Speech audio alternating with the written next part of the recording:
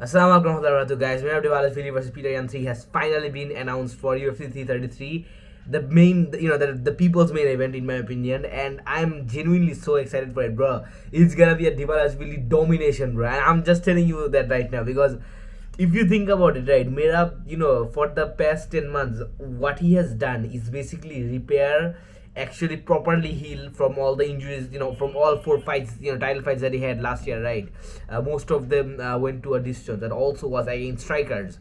And after that, it's been, he probably never had such a long, such a long layoff. And, it's not his fault, of course. Peter Yan took, Peter Yan being the champion, he is the one who took this time, right, in order to get back in the. Of course, he had to face some injuries as well, but you have to think about it that while Peter Yan was healing and training, Merab Dvalishvilli, he actually I believe had 2 or 3 wrestling bouts against not only that but also against high level guys like Frankie Edgar, even though an older one, Henry Cejudo, right?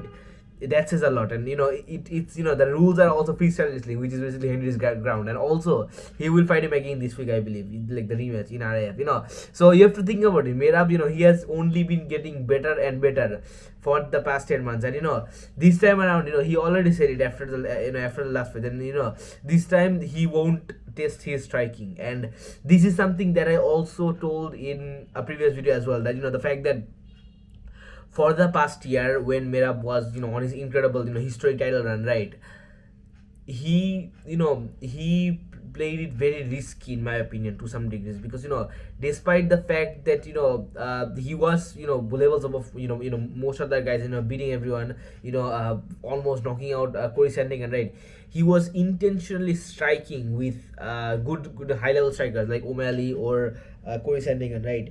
But of course that didn't work at all against Peter Yan, right? Because for the first fight, he did not realize how injured, how much injured Peter Yan was for the first fight, which completely hampered his performance. And of course he faced the brutal truth, right? Fair enough. But this time around he already said that he will, you're gonna see the Merab Dvalishvilli of the old, like the one who fought Sean O'Malley the first time, right?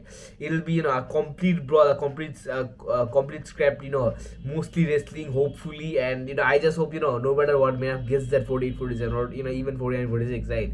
And I honestly see, I understand why some people may think Merab is cooked, and Dvalishvilli will he fractured his nose the first time. He'll probably completely break it this time.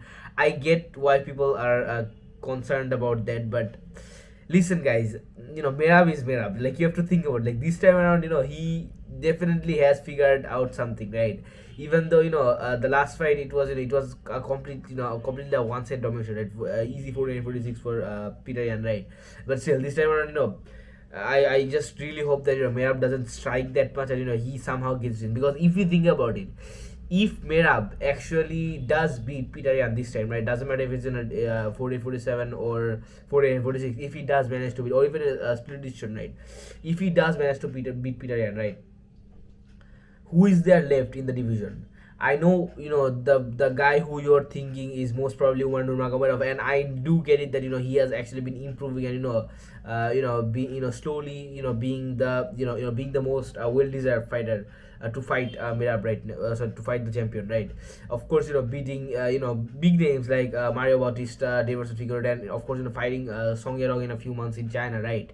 I do get why the hype behind Umar Nurmagomedov right now, but the first time when Merab fought Umar, right, in UFC 311, you have to think about it, that was an injured version of Merab, and a heavily injured version of Merab, because it's only been like 3 or 4 months since he fought O'Malley, and O'Malley gave him a lot of injuries, bro. And even though he did win that fight pretty clearly, still O'Malley's striking definitely did cause a problem. Did definitely harmed Merab physically at least.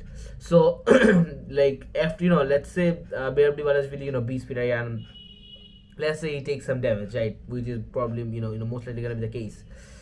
After that, he has about let's say he's off the cage for 3 or 4 months, right? Or he is very active, right? He probably wants to jump back in there immediately, right? Get a title defense this year. He's one of those guys, right?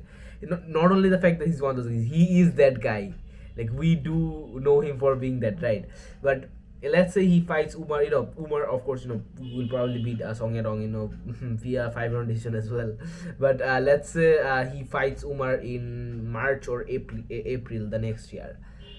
I'm sure that and another thing you have to consider is the fact that Merab still to this day absolutely hates Umar Nurmagomedov. I mean, I don't know if you guys have seen the lie detector interview of Merab, and in that he was constantly getting asked questions about is there a guy who you hate, is there a guy who you wish to break his face, and he didn't, of course he doesn't have to specifically say Umar, but he was so emotionally charged when answering this. I mean, fair enough, bro. I mean, I know the amount of disrespect that Umar showed you the first time around, and of course you completely humiliating him in front of his team, his family, his fans. I mean, the respect, bro. Yeah, that's one of the reasons why I love Merab so much, right?